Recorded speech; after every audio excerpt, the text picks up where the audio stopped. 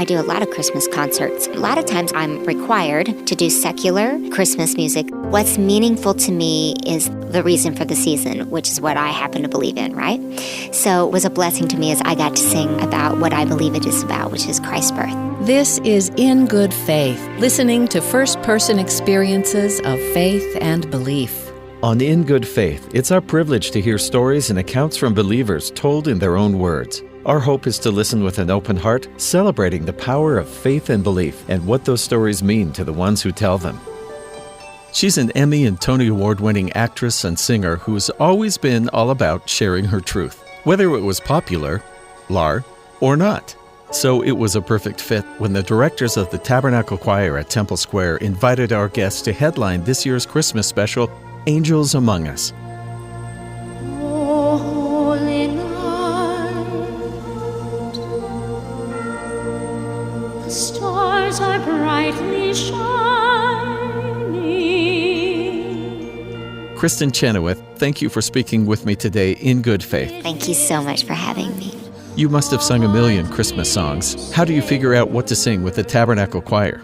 Luckily, I had Ron and I had Mac come and talk with me about it because I do have 1,000,001 songs I want to sing for Christmas. I had a Christmas album out several years ago that I wanted to revisit some of those songs, especially ones that aren't as well known. There was a song that I always wanted to do, and they were like, oh, we don't know. And then, they kind of listened to it, and they were like, yes! Which one was that? It was Mary Did You Know? Then there was a song they brought to me, and I was like, I don't know. And it's called Angels Among Us, which is actually the title of this year's program and DVD and CD. It's now one of my favorite songs ever. So I think what I'm trying to say is how much an artist, can learn from those who know what they're doing and also who are willing to listen to you as to what you might want to say. I was walking home one day from school. It was cold, and I decided to take a shortcut through my neighborhood. Of course, I got lost. It was getting late, and I was scared and by myself. But then something amazing happened. A kind old woman, she took my hand, and she led me home. Mama couldn't see her, oh, but she was standing there. And I knew in my heart she was an answer to my prayers. Oh, I believe there are angels among us, sent down to us from somewhere up above. They come to you and me in our darkest hours to show us how to live, to teach us how to give, to guide us with a light of love. Did you have to do this long distance? Yes, we did some of long distance, but I was also very fortunate enough to have those gentlemen come to me in LA and New York so that we could have conversations and sit and talk. And with the director, David, sit and talk how we wanted it to be. And look, and I'm a comedian as well, and I wanted there to be humor in the piece. And they were open to that. They were just, and I was open to I got to sing classically, and I got to sing fun, and I got to play with the bells. I'm not going to confirm or deny whether I was good or not, but we just had a lot of fun. It was family. Angels Among Us, you mentioned. Why have you come to like that so much? Because it talks about angels that sometimes come from any direction that we don't expect, that God sends and are there for us. And in this particular song, the question is it a live person or is it an actual angel? I loved that. I think they may have been thinking of you, too, when they chose that title. They haven't seen me in the mornings.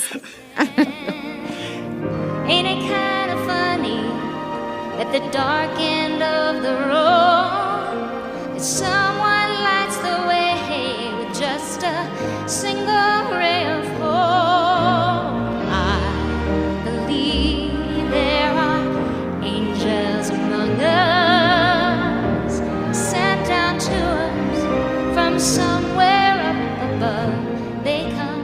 First, you have to get over your intimidation when you walk into the room, which is an unobstructed, beautifully designed place. Let's just say that right off the top.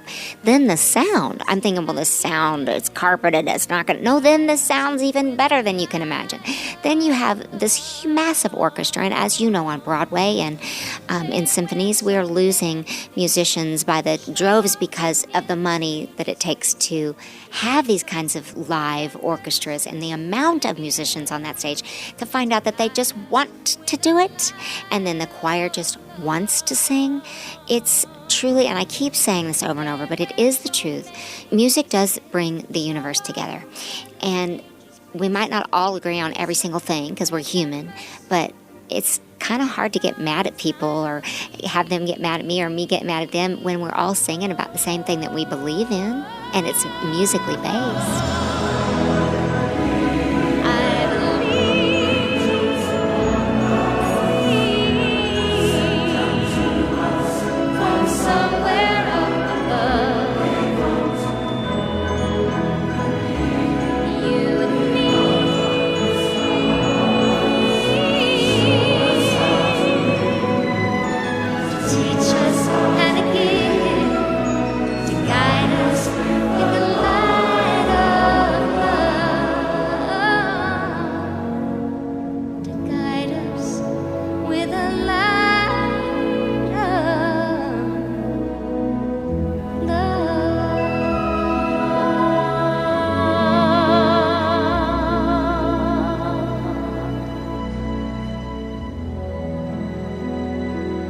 Come on, ring those bells.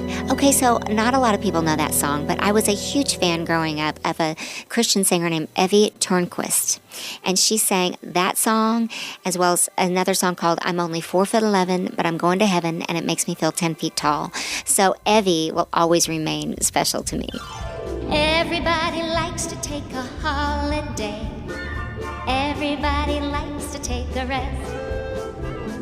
Spending time together with the family, sharing lots of love and happiness. Well, come on, ring those bells like the Christmas tree. Jesus is the King, born for you and me. Come on, ring those bells, everybody sing. Jesus, we remember this your birthday. You sang that song, didn't you, at a National Baptist Convention? That you know that, sir, is really quite awesome. I was 12, and I sang at the Southern Baptist Convention, and I thought, what will I sing? I sang that, and I sang a song called Jesus, I Heard You Had a Big House. They sound like they have varying levels of inspirational impact, those two songs. They did, and it was about an audience of about 12,000, and my parents were like, are you nervous? I was like, no. I just can go out there and sing my truth. Even then, I knew that people can't get mad at you if you're singing your truth. I mean, they might not agree, but they can't get too mad at you. Ring those bells like the Christmas tree. Jesus is the King, born for you and me. Come on, ring those bells, everybody sing. Jesus, we remember this your birthday. Let's celebrate, let's celebrate, let's celebrate.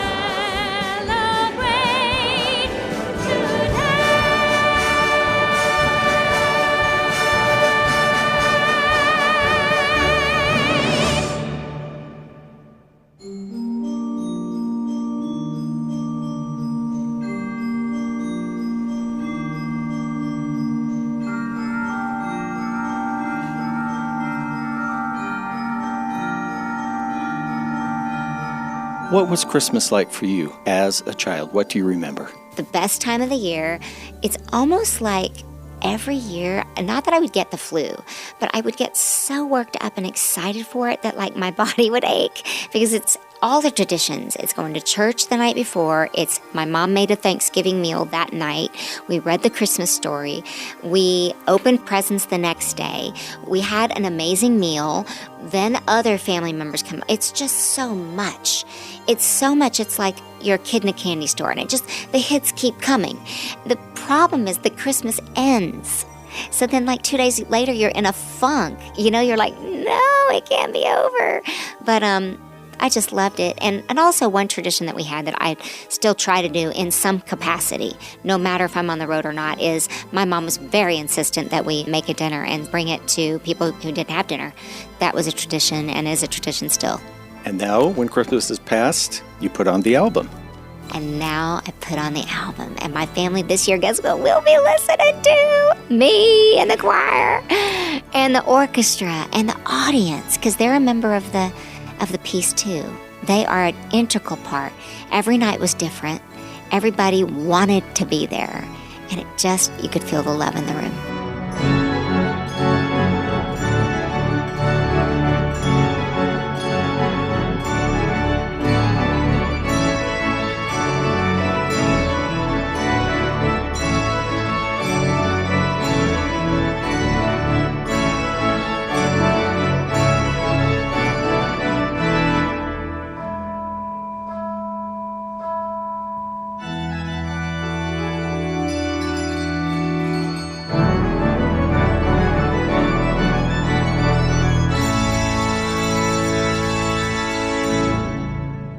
Florence Birdwell. Is she still alive? She's still alive. She's not really with us, but she's still alive. Florence Birdwell was my mentor at OCU, is my mentor still. I still hear her voice. But every once in a while, I'll see her, and she'll say, "Have you been practicing?" And I'm thinking, she's still teaching. When I graduated, there was a young singer named Kelly O'Hara coming in because she'd seen me in a show and she wanted to study with that bird lady. Years later, we're in New York and Kelly's there, and Kelly's coming here this year for the Christmas Spectacular with the choir and orchestra, and I have to say that Miss Birdwell has left her mark on this world. She definitely changed my life. She not only opened my voice up as a singer, but she also taught me about lyric and not to sing something if you don't mean it. She must be so proud. Oh, she is so proud. And her kids, I've grown up with them, so her kids are now like my family. She actually lost her voice and became a teacher and then worked through voice therapy to gain it back, and then started a scholarship fund at OCU. I'm really proud to call her my teacher. Mary, did you know that your baby boy would one day walk on water? Mary, did you know that your baby boy would save our sons and daughters? Did you know? You did a couple pieces that have been done a lot. How do you make it be the Kristin version of something like What Child Is This? Or Mary, Did You Know? Mary, Did You Know? I was intimidated a little bit because I love Reba's version of it so much. But I was like, just get back to the lyric. In both cases, I always think, get back to the lyric. What they have their version. Now you find yours. And that was something that was so great with Mac, because he let me find my version of those. Mary, did you know that your baby boy would calm the world with his hand? Did you know that your baby boy has walked where angels trod? And when you kiss that little baby, you've kissed the face of God. Mary, did you know?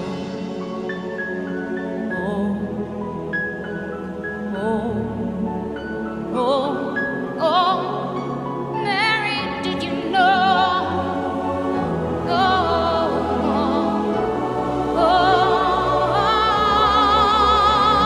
The blind will see, the deaf will hear, the dead will live again. The lame will leap, the dumb will speak, the praises of the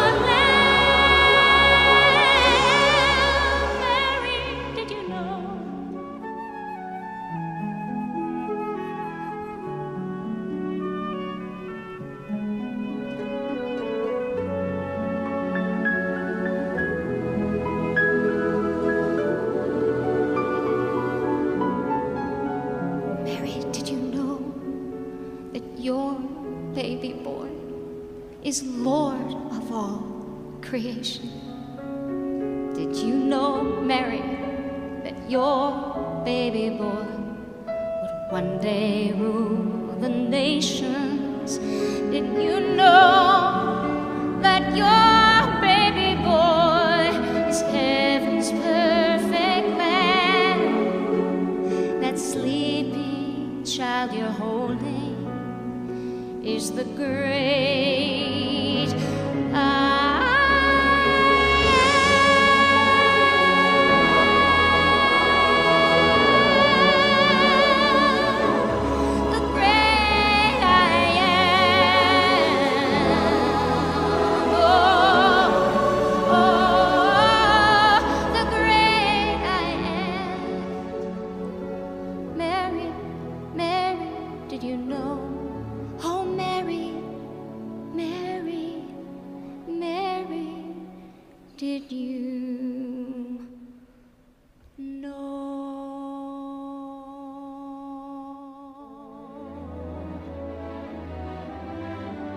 I hear you have a new album coming out in 2019, another new album? Yes, just came out. It's doing really well. It's called For the Girls. It is my celebration to the women who come before me that made such an impact on my musical life. Singers like Peggy Lee, Eva Cassidy, Linda Ronstadt, Dolly Parton, Carole King, Dinah Washington, the list goes on.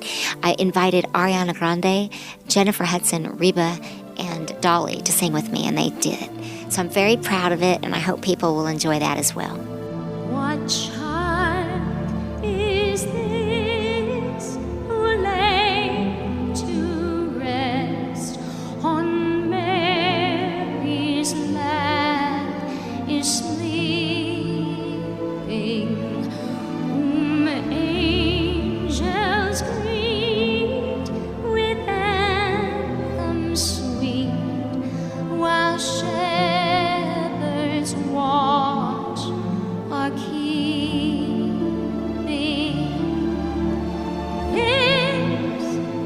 This is Christ the King, whom shepherds guard and angels sing.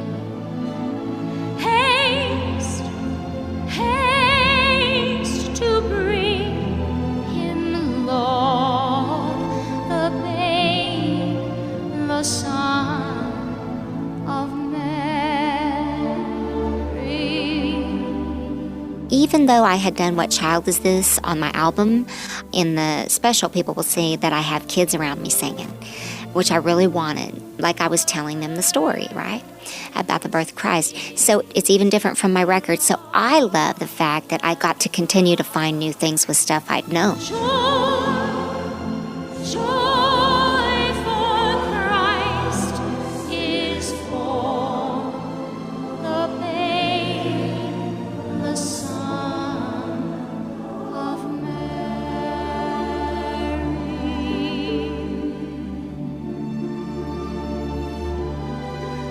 The babe, the Son of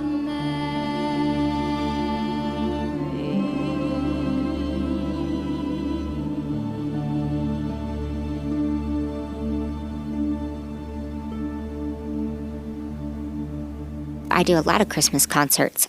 A lot of times I'm required to do secular Christmas music. What's meaningful to me is that fact that I had the opportunity, the reason for the season, which is what I happen to believe in, right? So what it was a blessing to me is I got to sing about what I believe it is about, which is Christ's birth.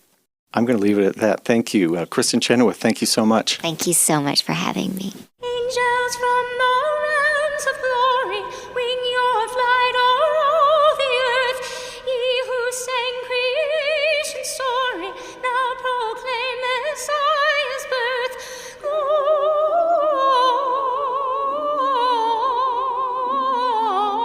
Gloria in excelsis Deo.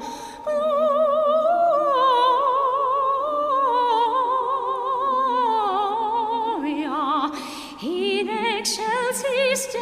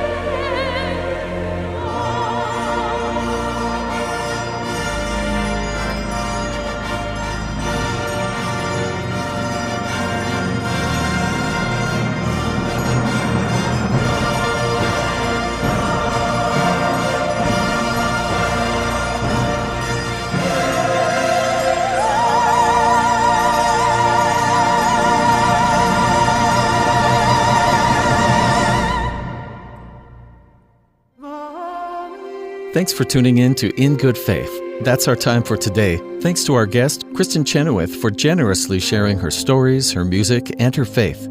Thanks also to Shadow Mountain Records and the Tabernacle Choir at Temple Square. In Good Faith is committed to the idea that we all benefit from hearing people of widely varying backgrounds share their personal experience with faith and belief. In fact, we think people with such experience deserve some of our best listening. Email us at ingoodfaith@byu.edu. Our Twitter is at ingoodfaithbyu. In Good Faith is a production of BYU Radio. I'm Stephen Cap Perry. I hope you'll join me again soon, right here in Good Faith.